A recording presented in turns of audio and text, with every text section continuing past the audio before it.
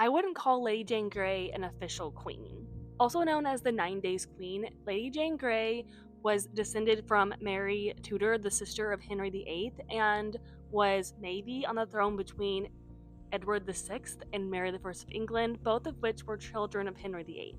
Unfortunately, the story about Lady Jane Grey and her downfall is all about men, particularly the king at the time, Edward VI. He was a teenager and he was dying, and they knew it. And so a plan was devised by his main advisor, the Duke of Northumberland, to skip over Edward's two sisters, Mary and Elizabeth, and put on the throne Jane, and then conveniently, he married one of his sons to Jane.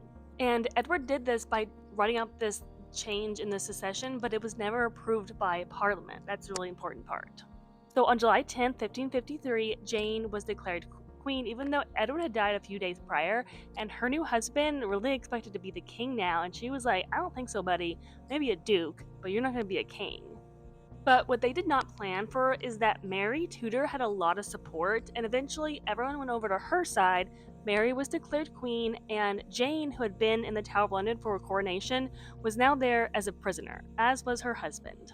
Mary knew that Jane was not the one behind this. Jane was just a puppet, but there was another rebellion basically in Jane's name, and Mary knew that as long as Jane was alive, people were going to keep having rebellions in her name, and that led to Lady Jane Grey's execution. And the reason that I don't consider her a Queen Regnant in England is that the change in the succession was never accepted by Parliament and therefore would have been invalid. Let me know what you think.